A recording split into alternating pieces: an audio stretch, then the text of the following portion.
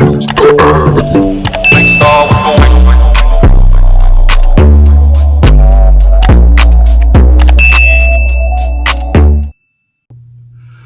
going on, guys? Welcome back to my channel. I'm here with Power Book 2 Ghost review. If you're new to the channel, be sure to subscribe. Everybody like, comment, and share. Didn't do a recap last week. It's all good. But before I get started, y'all let me know what y'all think in the comment section. But after watching this episode, I feel like maybe Sax, or however you say his name, he should have been one of the ones who got his own spinoff, because that little worm know what he be doing. I'm telling you. And we're going to start there. So this episode, Davis McClain went to the judge to basically have a hearing to basically see if they can get Sax removed from the case, because he too involved. It's a conflict of interest, and he been doing shady investigations. So the judge grants it. So Davis McClain calls Blanca to the stand first, because y'all remember Blanca had a lot to say about Sax. And so she kind of finished what she had to say, talked about all the dirty deeds that Sax had done did to make sure he got the intel that he wanted and he felt like he needed. And Sax able to flip it around and was like, so, Agent Blanca, was you not with me when I got, Rashard Tate and, everybody else tell a lie? And she was like, I was. And so he was like, did you not do what you're accusing me of, do the same thing that you're accusing me of with Andre Coleman when he told you he seen Ghost kill so-and-so, or somebody kill Ghost, or something like that. And so, she was just like, but it's different. He was like, how? He told you what you wanted to hear, and I got the cell phone records to prove that he wasn't nowhere near truth of the time of James St. Patrick murder.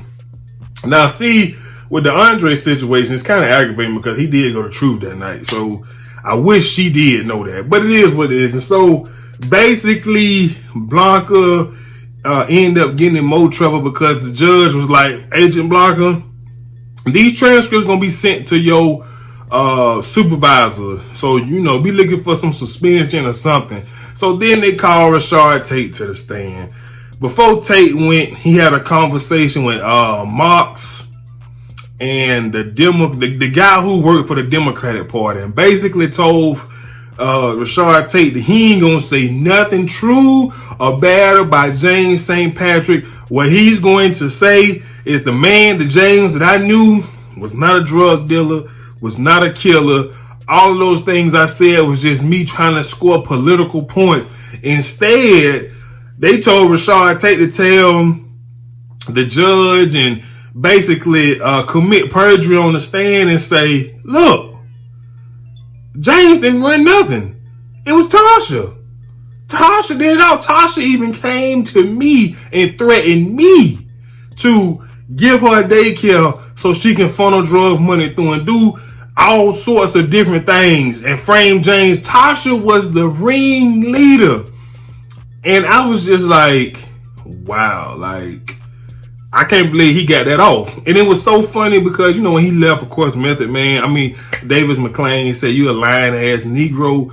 But Cooper Sax seems to be untouchable, which is why I said we probably should have got a TV spinoff, power spinoff with Cooper Sax. And that's what I would recommend. I think it'll be pretty good. And so anywho, this episode, Monet, she calls Tariq, tells him the rules. You at the school you at, make sure it's all cash, and my money is to be dropped off on time. And he was like, okay, cool. So he going to meet with David Stern. Literally, he going to meet with David Stern's husband. Now, I know this was a flip in the script. We thought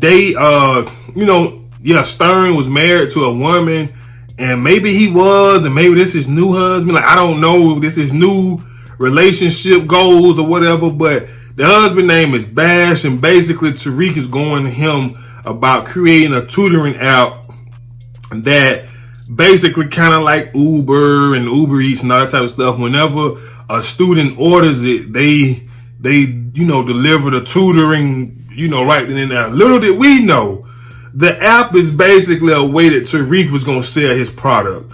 Those kids who wanted real tutoring, they just download the app. But the kids that want that gas, them pills, that cocaine powder, they got it down with the premium version. And so, they negotiated a 5% split. And so that's kind of how business got going. So, but it's so crazy because I want to make mention of this. I'm not here for the comparisons of Tariq being smart like his daddy. I'm not here for it because he's still dumb. Because you pushing dope out of school. But see, my thing is with selling drugs, and I don't know, and I mean, maybe I'm just thinking about it in the right now sense, but how long can you keep pushing drugs out of school? You got to graduate eventually. You trying to graduate fast anyways, so you can get your inheritance money and do whatever it is you need to do. So, but it might work. Maybe he could keep some people on campus selling for him or whatever.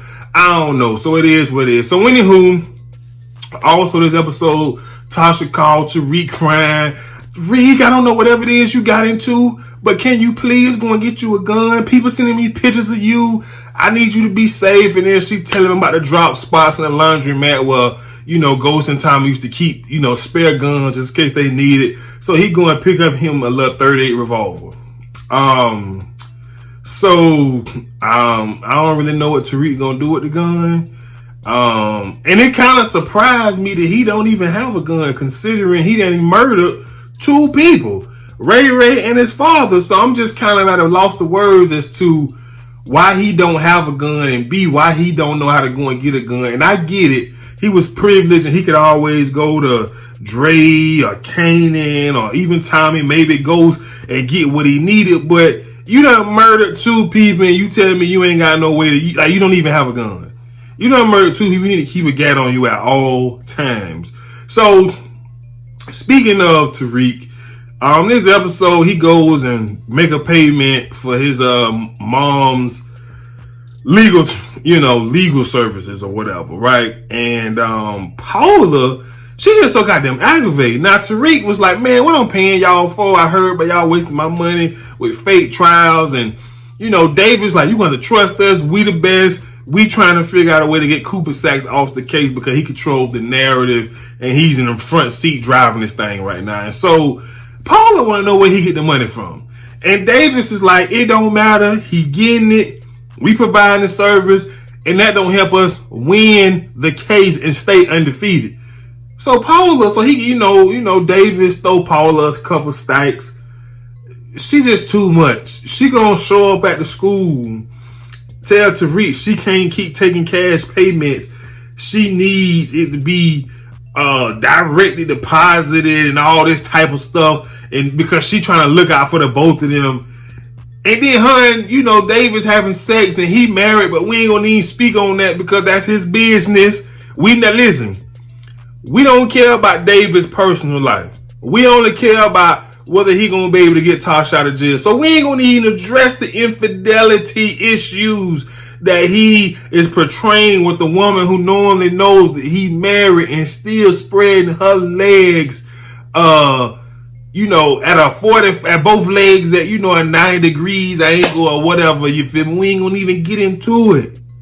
But she brings up the fact that Tariq just wired her funds from Mercedes LLC. And I was just like, why? Just take the money, do your job, shawty, and spend it. So anyways, moving on, let's get back to Monet. Monet and Kane, they go and send a message to the GTG crew. And basically, long story short, the leader of GTG crew, whatever his name is, Lorda Guapo or Capo or whatever his name, he called Monet, he called one of them a punta. And I think that means the B word in Spanish. And so Kane just go over there and beat him to half to death.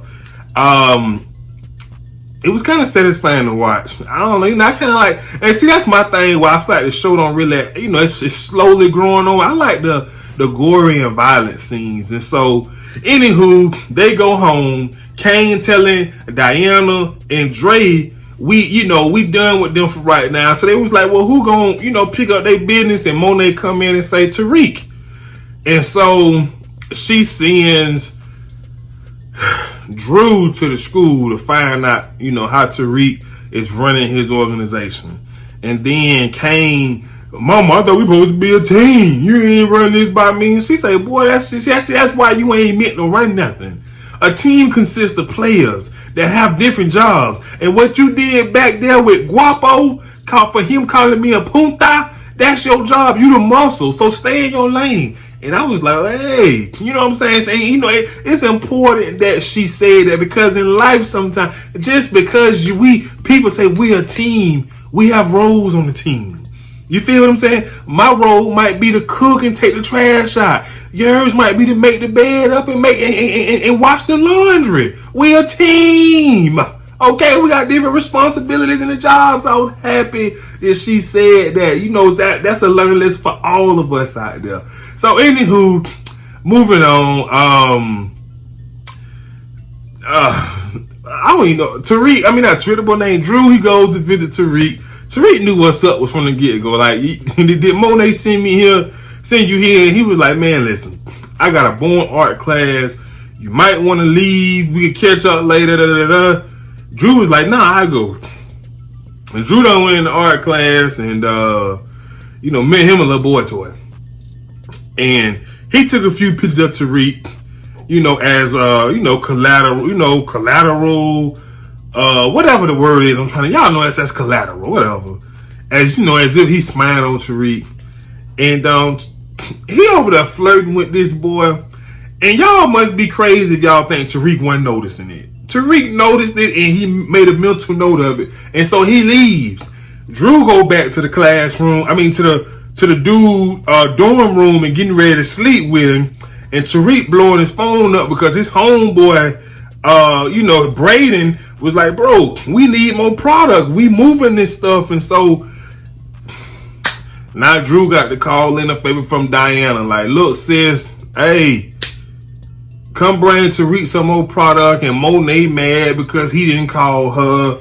Look, Diana comes, she make her move on Tariq, give him a little kissy kiss. So they're a little situation. So that's what it is. While I'm on the subject, Tariq set his friend Braden up at the party to get in a fight with, Scott, the campus local drug dealer. And like I said, they introduced Cooper Saxe and Niece Riley, but she a drug head. Like, we really not gonna put too much emphasis on her until we have to, because maybe Tariq will figure it out before we even got to entertain that storyline. You understand what I'm saying? And so I felt like in this moment, Tariq, he did two things. The first thing, he was getting rid of the competition, and he got Scott suspended because, like I say, Braden is royalty on the campus. But two, I felt like he was just trying to make sure that Braden was his Tommy, because Braden beat the crap up out of the little white boy, and I just didn't see it coming. So, it is what it was good. So anyway, this episode also, Jabari was talking about a internship in DC, and Lauren interested, and she invites him to come to her house with the parents so they can talk more about it. Then he says, well, maybe you should buy Professor Milgram and another college, another student. And Tariq say, I'm coming. And so, long story short, we find out she got a little boyfriend in DC that shows up at the dinner while her and Tariq was in the bedroom about to do the nasty. And, she a little embarrassed because she want to talk to Tariq and then want to ignore him in the classroom. And like I said, I don't really want to spend too much time on conversating about Tariq and his genius or him just being smart, because we didn't see none of that in the original show. So why are we seeing it now? I don't care that he getting a private school education. I'm just not gonna believe he's genius or he's smart. I'm sorry, I'm not. So that happens as well. So now he got a little situation with Diana and Lauren, but Lauren got a man, so this probably even a better situation. He can be with Diana and just use Lauren on the side.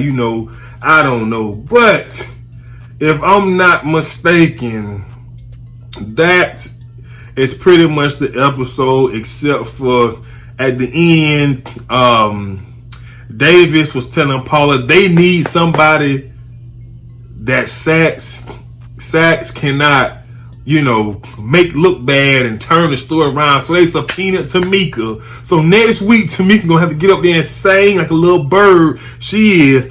And then the show went off. Tasha and her just said doing push-ups, y'all. Tasha doing push-ups. And then she get a text message from Monet burner phone. It was a picture of Tariq. She just getting all soft. And I'm just like, we ain't got time for this, man. We really don't. But all in all, man, like I said, it was a nice episode, man. Like I said, the show growing on me. It's just so different from the original Power, because it is kind of like a young adult show at this point, kind of. So I'm still young. I ain't old, but I'm just saying, Tariq in college and a lot of stuff is taking place at college. So, saying all that to say, that's it. If I missed anything that y'all feel like important, let me know in the comment section. If you're new to my channel, hit the subscribe button, like, comment, share. I'm holla at y'all later. Peace.